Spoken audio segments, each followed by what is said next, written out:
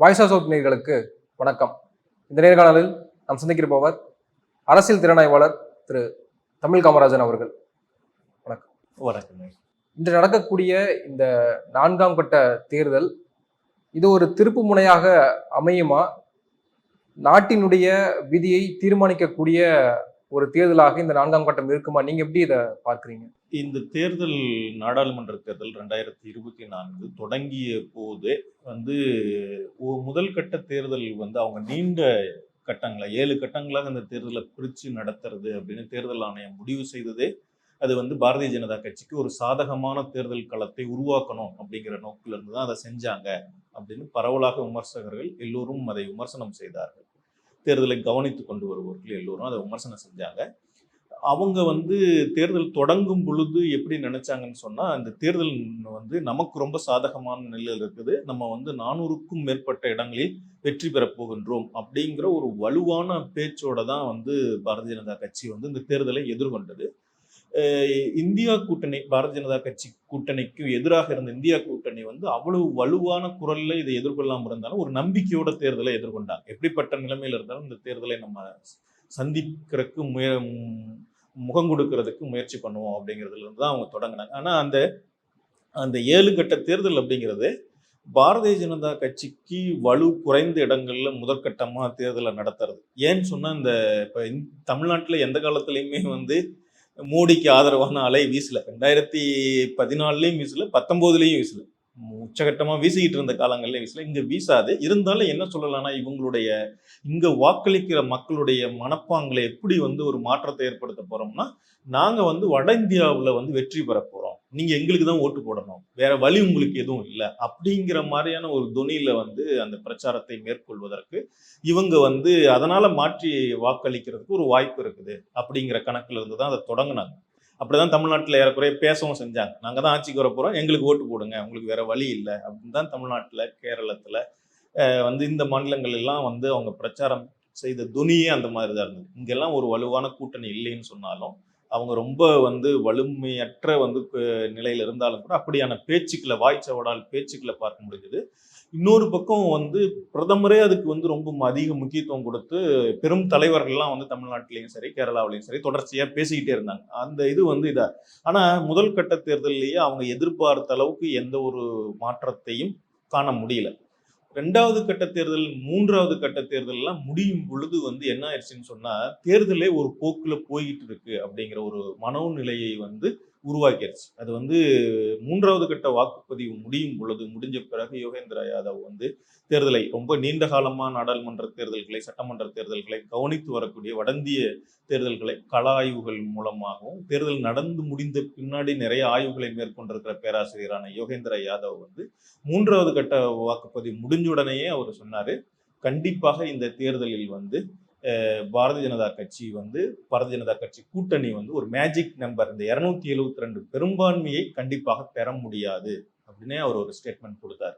ஏன்னு சொன்னா மக்கள் இதுக்கு எதிரான மனப்போக்குல போயிட்டு இருக்காங்க, அதனால முடியவே முடியாது அப்படின்னு சொன்னார். 4வது கட்ட, இந்த முதல் கட்டத்துல பிறகு 2வது கட்டத்திலையும் 3வது கட்டத்திலையும் அவங்க அடைந்த சோர்வு இருக்குல்ல, இந்த 4வது கட்ட வாக்குப்பதிவின் பொழுது அது இன்னமும் அதிகமாக தெளிவாக தெரிய ஆரம்பிச்சது.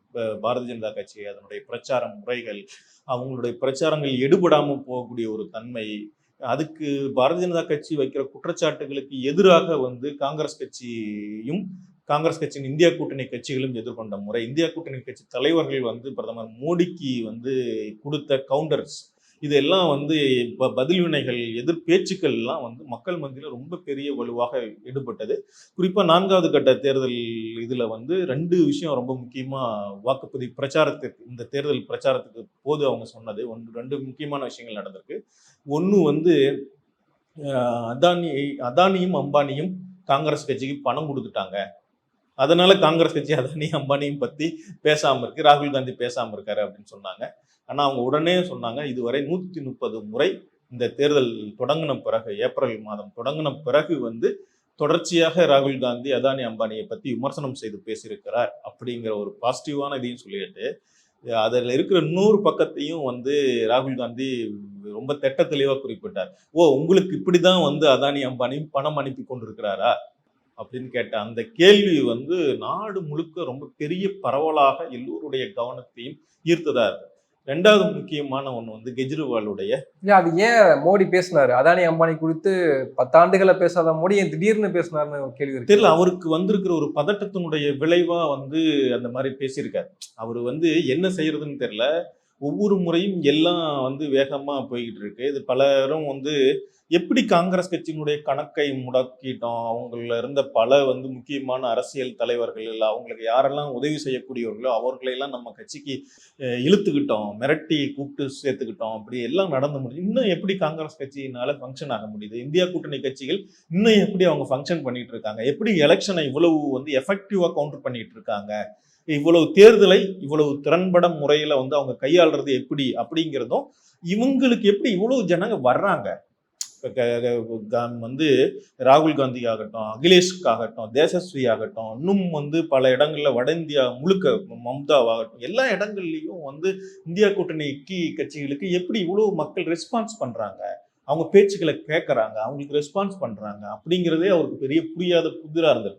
அதனாலதான் வந்து இதுக்கெல்லாம் ஏதோ ஒரு காரணம் இருக்கு.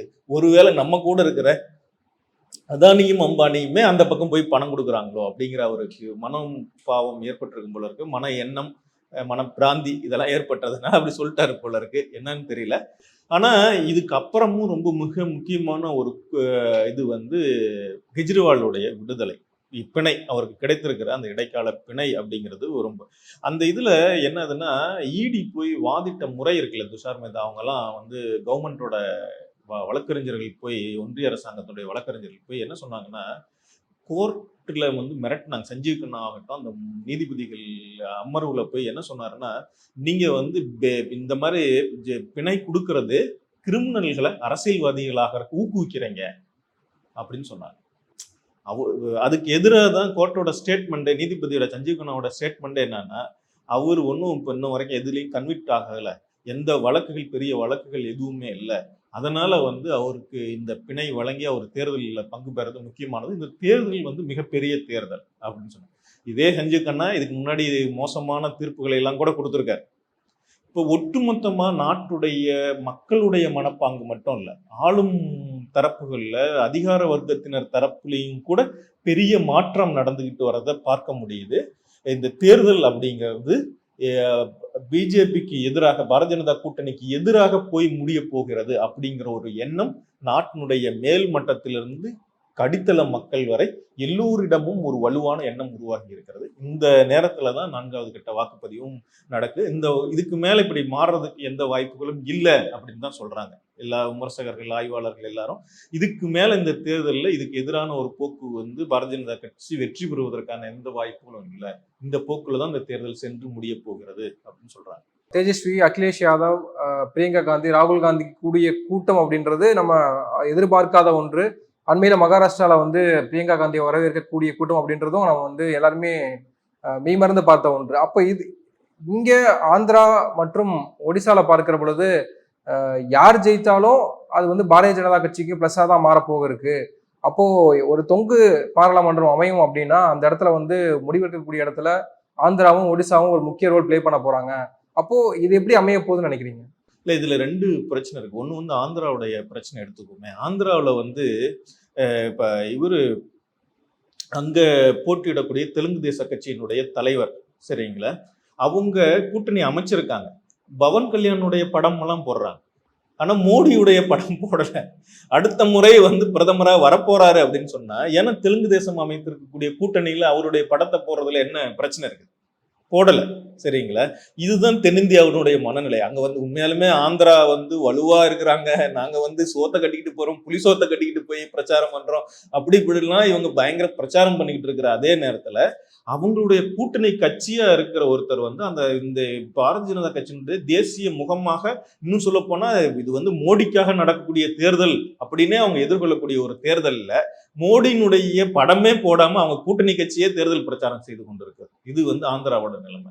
இப்போ வந்து ஒடிசாவுடைய பிஜு ஜனதா தளம் அங்க இருக்கிற நிலைமை வந்து என்னதுன்னு சொன்னா, நவீன் பட்நாயக் இவங்களெல்லாம் எதிர்கொள்ளக்கூடிய முறை இருக்குது இல்ல, அது வந்து இன்னைக்கு ஒன்றும் அவங்களுக்கு இந்த தேர்தல் முடிஞ்ச உடனேயும் அவங்களுக்கு ஏதாவது சீட்டு கிடைச்சா இவங்களுக்கு கூட போவாங்களா என்னன்னு சந்தேகமா தான் இருக்கு. கெஜ்ரிவால் வந்து ஒன்று சொன்னார்ல, இந்த முறை பாரதிய ஜனதா கட்சி வெற்றி அடைந்தால், பாரதிய ஜனதா கூட்டணி வெற்றி அடைந்தால் எதிர்க்கட்சி தலைவர்கள் எல்லோரையும் சிறையில் கொண்டு போய் வைப்பார்கள். அந்த எதிர்க்கட்சி தலைவர்கள்ங்கிறது நீங்க ஏதோ வந்து பாரதிய ஜனதா கட்சிக்கு எதிராக இருக்கிறவங்க மட்டும் இல்ல, கடந்த கால அனுபவங்கள் இருந்து பாரதிய ஜனதா கட்சிக்கு கூட்டணியாக இருப்பவர்கள், பாரதிய ஜனதா கட்சி அல்லாத தலைவர்கள், அவங்களோட கூட்டணியில் இருக்காங்களோ இல்லையோ, எல்லோரையுமே வந்து இந்த நாட்டுல மற்ற கட்சிகளே இருக்கக்கூடாது அப்படிங்கிற நிலைமையில யோசனை செய்து கொண்டிருக்கிற ஒரு கட்சியா இருக்கு. அப்படிங்கிற ஒரு உணர்ச்சி 2014க்கு பிறகு 19ஆம் ஆண்டிலிருந்து ரொம்பவும் வலுவாக வந்து ஏற்பட்டு. ஏன்னா இந்த 10 ஆண்டுகள்ல நாடு முழுக்க பல்வேறு மாநிலங்கள்ல நடந்த வந்து விஷயங்கள்லாம் இருக்குது இல்ல. இப்ப கட்சிகள் எம்எல்ஏக்கள் எல்லாம் விலை கொடுத்து வாங்குறது, அந்த கட்சிகளையே சில நேரங்களில் விலை கொடுத்து வாங்குறது, இந்த பிரச்சனைகள் தங்களுடைய கூட்டணி கட்சிகளை நடத்துகிற முறை இருக்குல்ல. இப்ப ஹரியானாவை எடுத்துக்கங்க, அவங்க வந்து ஜனநாயக் ஜனதா பார்ட்டி, அந்த ஒரு பார்ட்டி ஜனநாயக பார்ட்டி, அந்த கட்சியினுடைய சௌதாலாவுடைய இது என்ன பிரச்சனை, அவங்க சில சீட்டு கேட்கறாங்க. இவங்க கூட்டணி கட்சியோட இவங்க கூட தானே நிக்க போறாங்க, இவங்களுக்கு கொடுத்தா என்ன வீணா போச்சு, ஆனா கொடுக்கல, அவர் உடனே வெளியில வந்துட்டார். எவ்வளவு மோசம். வெளியில வந்தது மட்டும் இல்லாம இப்ப ஹரியானா அரசுக்கு அவங்க கொடுத்துட்டு இருந்த ஆதரவை விலக்கிக்கிட்டாங்க. இப்ப அவங்க 40 பேர் 40 அந்த 90 இதுல வந்து 2-3 பேர் இல்ல எம்எல்ஏக்கள்ல, மீதி வந்து இப்ப 45 பேர் பெரும்பான்மையா இப்ப காங்கிரஸ் கட்சி பக்கம் தான் இருக்கிறாங்க. காங்கிரஸ் கட்சி 30 பேர், அவங்களுக்கு 10 பேர், இன்னொரு 2-3 பேர் சேர்ந்த வந்து ஒரு இன்னைக்கு வந்து அவங்க வெளிப்படையாவே அறிவிச்சுட்டாங்க, பாரதிய ஜனதா அங்க இருக்கிற ஹரியானா மாநிலத்தில் இருக்கிற பாரதிய ஜனதா அரசாங்கத்தை வந்து பெரும்பான்மை இழந்துட்டாங்க, அவங்கள பதவியை விட்டு நீக்கணும், காங்கிரஸ் கட்சி ஆட்சி அமைக்க உரிமை கோரிச்சுன்னா நாங்க வந்து அவங்களுக்கு ஆதரவு அளிக்கிறோம் அப்படின்னு அறிவிச்சுட்டாங்க வெளிப்படையா. இதை விட வேற இந்த ஒட்டுமொத்த நாட்டிலையுமே வந்து ஒரு ஒரு சர்வோதிகார ஆட்சியை மேற்கொண்டு இருக்கக்கூடியவங்களுக்கு அவங்க ஆட்சியில் இருக்கிற வரைக்கும் எல்லாரும் அவங்களுக்கு பயந்து நடுங்கிட்டு இருக்கிற மாதிரி இருக்கு. ஆனா அவங்களுடைய ஆட்சி பறிபோக போகுது, அவங்க அதிகாரத்தை விட்டு விலக போறாங்க அப்படின்னு தெரிஞ்ச உடனே என்ன நடக்குதுன்னா, ஒட்டுமொத்தமா காற்று வேறொரு பக்கம் திசை மாறி வீசுவது போலதான் நிகழ்ச்சிகள் போய்கொண்டிருக்குது. இந்த நிகழ்ச்சிகள் இன்னும் ஜூன் 4 பிறகு வந்து இன்னும் மோசமா இருக்கலாம். பிரகரர் பிரபாகர் வந்து சொல்லும் போது அவர் சொல்றாரு, இந்த 3வது கட்ட வாக்குப்பதிவு நடந்து முடிஞ்ச பிறகு கடந்த வெள்ளிக்கிழமை அன்னைக்குன்னு நினைக்கிறேன், வந்து ஏப்ரல் 8-9ஆம் தேதி அன்னைக்கு அவர் வந்து வயர்ல வந்து ஒரு கட்டுரை எழுதியிருந்தாரு. அந்த கட்டுரையில் அவர் என்ன சொல்றாருன்னா, இந்த தேர்தல் முடிவுக்கு பிறகு வரக்கூடிய காலம் தான் இருக்கிறதுலேயே பாரதிய ஜனதா கட்சிக்கு ரொம்ப ஒரு மோசமான காலமா இருக்கும். காந்தியை கொலை செய்த பிறகு சங்க பரிவார அமைப்புகள் எவ்வாறு வந்து ஒரு மோசமான நிலைமையை எதிர்கொண்டு நாட்டினுடைய வந்து அரசியல் வாழ்க்கையிலிருந்து ஓரத்திற்கு தள்ளப்பட்டார்களோ, விளிம்பிற்கு தள்ளப்பட்டார்களோ, அப்படிப்பட்ட ஒரு நிலைமைக்கு அவர்கள் ஆளாக கூடும் அப்படின்னு சொல்றாரு. அவங்க பல வழக்குகள் அவங்க மேல இருக்கு, அரசியல் ரீதியா ரொம்ப மோசமா நடந்துட்டு இருக்காங்க, அவங்களுக்கு அரசியல் கூட்டாளிகளே இல்லாத ஒரு நிலையை அவர்களே உருவாக்கி கொண்டிருக்கிறார்கள் அப்படின்லாம் சொல்றாரு. ஆனால் நடந்தால்தான் அப்படிதானே? ஆமா, அவரு வந்து அதனாலதான் இன்னொரு காரணமும் சொல்றாரு, இப்படி ஒண்ணு நடக்க, இப்படி ஒரு மோசமான நிலைமையை எதிர்கொள்வதால் அவங்க வந்து தேர்தலில் ஒரு தோல்வியை சந்தித்தாலும் கூட அவங்க வந்து ஆட்சியை விட்டு விலகுவார்களா அப்படிங்கிற ஒரு பெருத்த சந்தேகம் இருக்கு. ஏன்னா ட்ரம்ப் மாதிரி அவங்க வந்து ரொம்ப மோசமாவா, ஏன்னா ட்ரம்ப் வந்து தோல்வி அடைஞ்ச பிறகு வந்து ஒரு பதவியை விட்டு விலக மாட்டேன்னு சொன்னார். அங்க வந்து அப்படியான ஒரு பிரச்சனை இருக்கு. ஏன்னா அதிபர் ஒருத்தர் தான் பதவியை விட்டு விலகணும். அப்ப இந்தியாவில் வந்து அப்படியான பிரச்சனைகள் இல்லை. பெரும்பான்மை இழந்த உடனே அவர் விலக முடியலன்னா, விலகலின்னு சொன்னா வந்து குடியரசுத் தலைவர் அவரை விலக்க முடியும், அந்த அமைச்சரவை விலக்கிட முடியும். விலக்கிட்டு புதுசா வரக்கூடிய ஒரு இவங்களை வந்து பெரும்பான்மை பெற்றிருக்கிற ஒரு கட்சியை வந்து ஆட்சி அமைக்க அழைக்க முடியும், அது பிரச்சனை இல்லை. ஆனா ஒரு ஒரு வன்முறை கும்பலாக அவங்க வந்து இதை விட்டுட்டு விலகாம வன்முறைகள் செய்து கொண்டிருந்தாங்க அப்படிங்கிறது ஒரு நடக்கலாம் அப்படி. ஏன்னா மோடியோட மனப்பாங்கு, அவர் வெளிப்படுத்தக்கூடிய மொழி, இதெல்லாம் அப்படியே வெளிப்படுத்துது அப்படின்னு பலரும் சொல்றாங்க. மோடி அமித்ஷாவுடைய இந்த மொழி வந்து இன்னைக்கு யாருக்கு பிரச்சனையா இருக்குன்னா பாரதிய ஜனதா கட்சிக்கே அது பிரச்சனையா இருக்கு. மற்றவங்க எல்லாம் விமர்சிக்கிறதுங்கிறது ஒண்ணு, மோடி தொடர்ச்சியா பேசிக்கிட்டு இருக்காருல்ல, வந்து உங்களுடைய தாலிகளை, இந்து பெண்களை உங்களுடைய தாலிகளை அறுத்து முஸ்லீம்களுக்கு கொடுக்க போகிறார்கள், உங்களை 2 எருமையில ஒரு எருமையை வந்து பிடுங்கி கொடுத்துருவாங்க, அவங்க 2 வீடு இருந்ததுன்னா ஒரு வீட்டை வந்து பிடுங்கி கொடுக்க போறாங்க, இது எவ்வளவு இதானது. அவர் பேசக்கூடிய அத்தனை வெறுப்பு பேச்சுக்களும் இருக்குல்ல, இந்த வெறுப்பு பேச்சுக்கள்லாம் எதை காட்டுது அப்படின்னு சொன்னா, அவர் அடைந்திருக்கக்கூடிய அதீதமான பதற்றத்தையும், அவர் வந்து அந்த பதற்றத்தினால அவங்க செயல்படக்கூடிய வேகமும் அதிகரிச்சிருக்கு. ஆனா வந்து அவங்க கட்சி அவர் அளவுக்கு வேகமா செயல்படல, எல்லாரும் ரொம்ப மந்தமா தான் இருக்கிறாங்க. இருந்தாலும் இந்த அதிகாரத்தை விட்டு விலக மாட்டேன் அப்படிங்கிறதுல அவர் வலுவந்தமா பேசிட்டு இருக்காரு. இன்னும் தொடர்ச்சியா அவர் பேசதான் செய்யறாரு. இது ஒரு மோசமான நிலைக்கு இட்டுக்கிட்டு போகும் அப்படிங்கிறத வந்து பிரகலர் பிரபாகர் அந்த கட்டுரையிலே சுட்டி காட்டியிருக்காரு. இன்னொரு ரொம்ப முக்கியமான விஷயம் வந்து, இந்த தேர்தல் தொடங்கின பொழுதே வந்து அந்த தேர்தல் ஆணையம் தொடர்ச்சியா வந்து பாரதிய ஜனதா கட்சிக்கு ஆதரவாக செயல்பட்டு கொண்டிருக்கு அப்படிங்கிறது உள்நாட்டில் இருக்கிற பத்திரிகையாளர்கள், தேர்தலை கண்காணிப்பவர்களும் ஒரு குற்றச்சாட்டா சொல்றாங்க. வெளிநாட்டில் இருக்கிறவங்களும் இப்படியான ஒரு போக்கு இங்க நிலவுது அப்படிங்கிறத சுட்டி காட்டுறாங்க. அது ஒரு பிரச்சனைன்னு சொன்னா, இப்ப மல்லிகார்ஜுன கார்கே வந்து ஒரு விமர்சனத்தை வைக்கிறார் தேர்தல் ஆணையத்தில். அவங்க கூட்டணி தலைவர்களுக்கு ஒரு அழைப்பு விடுக்கிறார். எல்லாரும் வாங்க, நம்ம வந்து போய் தேர்தல் ஆணையத்தில் ஏற்கனவே முறையீடுகள் செஞ்சிருக்கோம். அந்த எந்த முறையீடுகளுக்கும் அவங்க உரிய பதில்களை வந்து அளிக்கல. நம்ம நேர்ல போய் சந்தித்து வலியுறுத்துவோம் அப்படின்னு சொல்றாரு. அந்த கடிதத்திலே இன்னொரு ரொம்ப முக்கியமான பிரச்சனையா சுட்டி காட்டுவது, முதல் 2 கட்ட வாக்குப்பதிவுகள், வாக்கு எண்ணிக்கை சம்பந்தமாக அவர்கள் அறிவித்தது ரொம்ப காலம் தாழ்த்தி 8 நாள், 10 நாள், 11 நாள் எடுத்துக்கொண்டு வந்து இவ்வளவு வாக்குப்பதிவு நடந்திருக்குதுன்னு அறிவிக்கிறாங்க. தேர்தல் முடிந்த அன்று அவர்கள் அறிவித்த வாக்குப்பதிவு எண்ணிக்கையும் 11 நாட்கள் கழித்து சரிபார்த்து இதுதான் சரியான வாக்குப்பதிவு அப்படின்னு அவங்க வெளியிடக்கூடிய அறிவிக்கையிலையும் 5%, 6% வந்து வாக்குப்பதிவுல வித்தியாசம் இருக்கு. இது தேர்தல் முடிவுகளையே மாற்றி அமைக்கக்கூடிய ஒரு மோசமானதாக கூட இருக்கலாம். இதை பற்றி நாம் விழிப்புணர்வுடன் இருக்கணும் அப்படின்னு சொல்றாரு.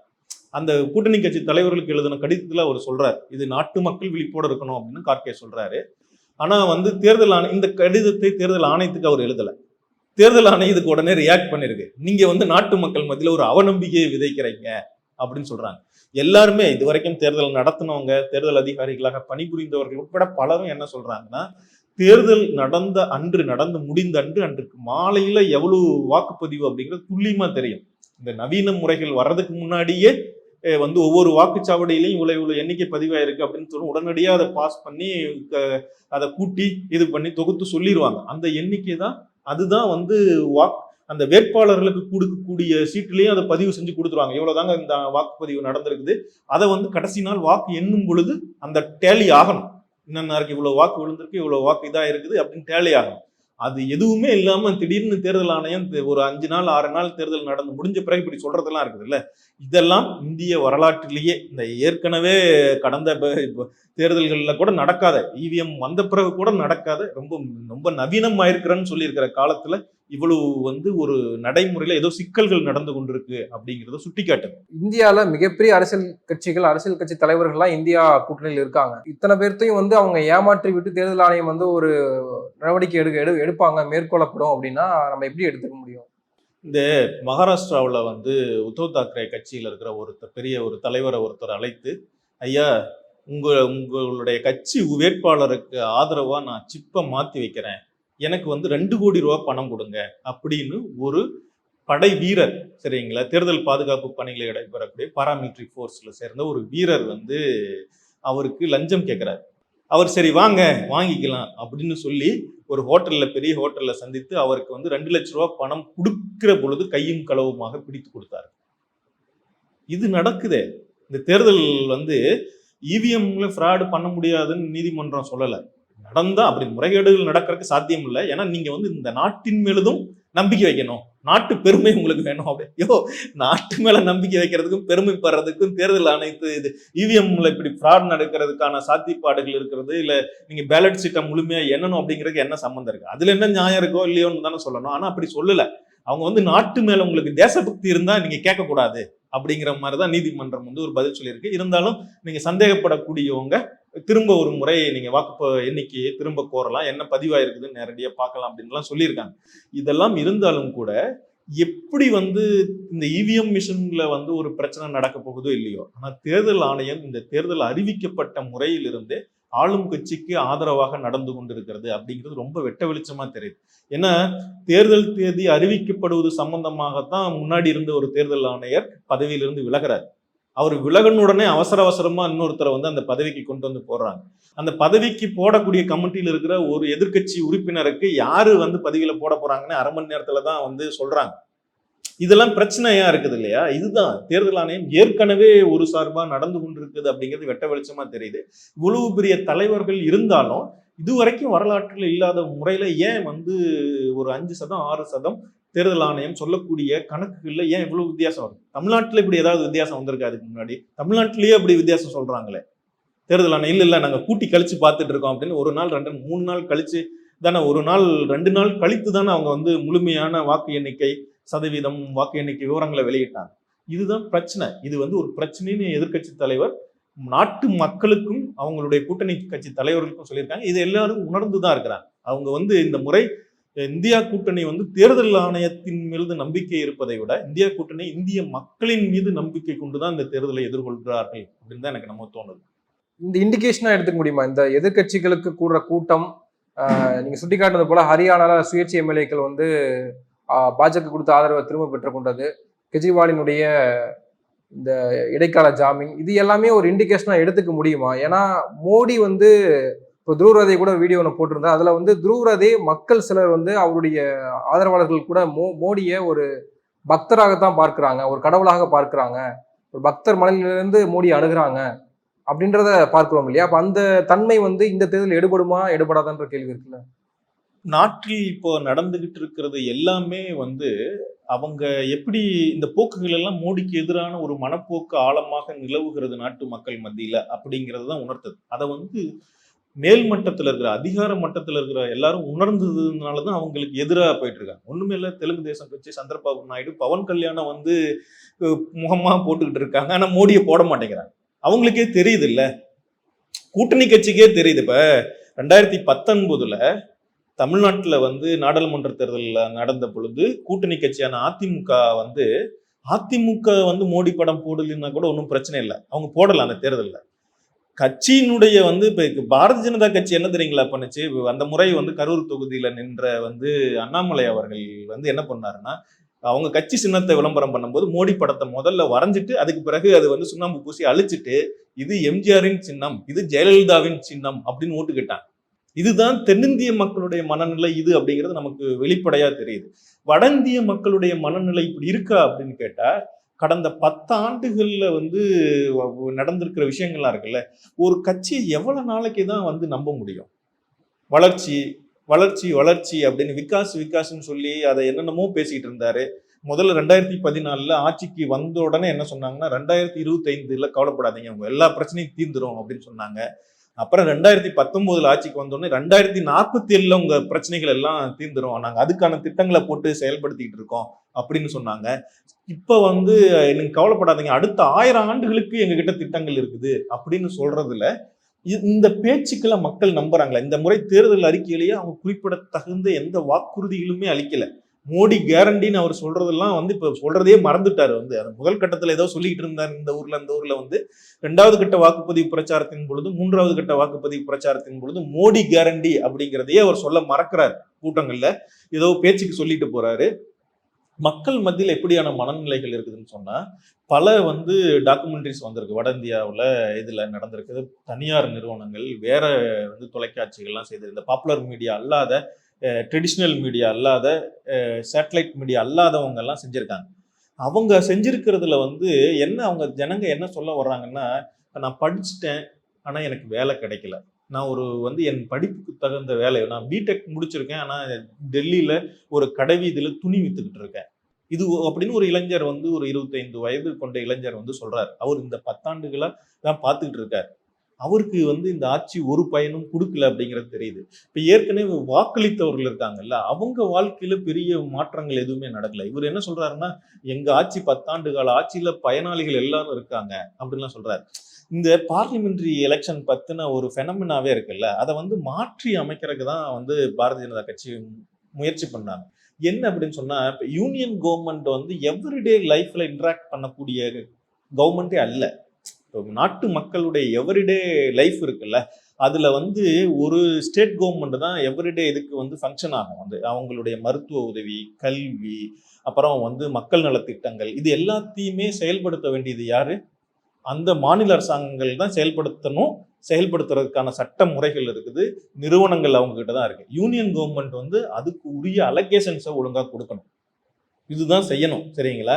இதுதான் செஞ்சிருக்கணும். ஆனா இவங்க என்ன பண்ணிட்டாங்கன்னா, இந்த 10 ஆண்டுகள்ல எல்லா திட்டங்களுமே அவங்களே போட ஆரம்பிச்சாங்க, எல்லாத்துலயும் இன்டராக்ட் பண்ண ஆரம்பிச்சாங்க. மாநில நிர்வாகங்களை வந்து உரிய வகையில செயல்பட விடாம தடுக்கிறதுல அவ்வளவு கண்ணும் கருத்துமா இருந்தாங்க. எது எடுத்தாலும் இது மோடியினுடைய திட்டம் அப்படின்னு. ஒரு ரேஷன் கடையில போய் ஆந்திராவில் நிர்மலா சீதாராமன் போய், என்னையா அது இங்க வந்து மோடி படம் காணா அப்படின்னு சண்டை போட்டுட்டு இருந்தாங்க.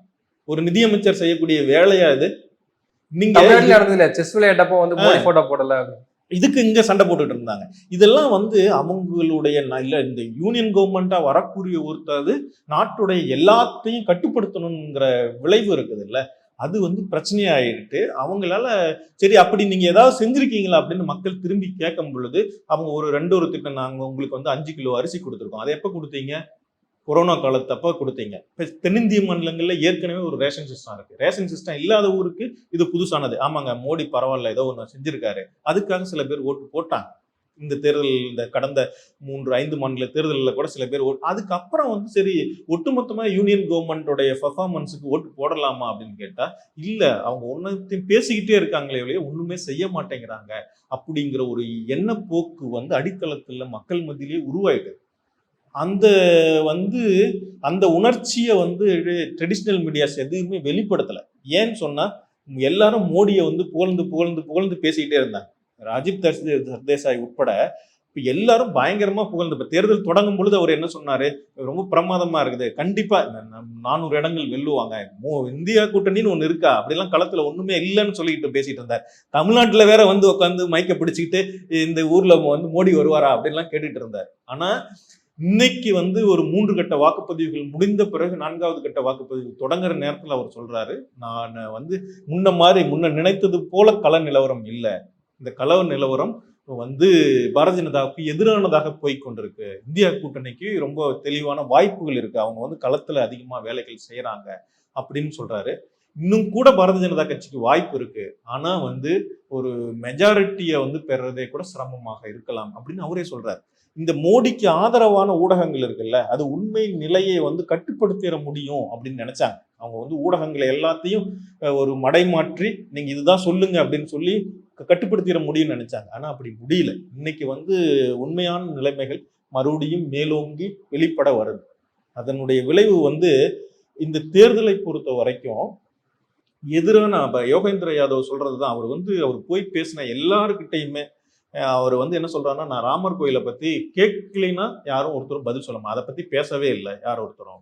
எல்லாருமே நான் பார்க்குற எல்லாருக்குமே வந்து அந்த அவர் உதாரணம் சொன்னது வந்து ஒரு போலீஸ்காரர் வந்து எல்லாத்துக்கும் ஒரு எக்ஸ்பிரி டேட் உண்டுங்க ஐயா, மோடிக்கும் ஒரு எக்ஸ்பிரி டேட் இருக்கு அப்படின்னு. இதெல்லாம் வந்து இதுதான் அவங்க மோடி கடவுள் அப்படிங்கிற பிம்பம் வந்து அவங்க ஆதரவாளர்கிட்ட முன்னாடி இருந்தது, சங்கப்பரிவார அமைப்புகள்கிட்ட அப்படியான இது இருந்தது.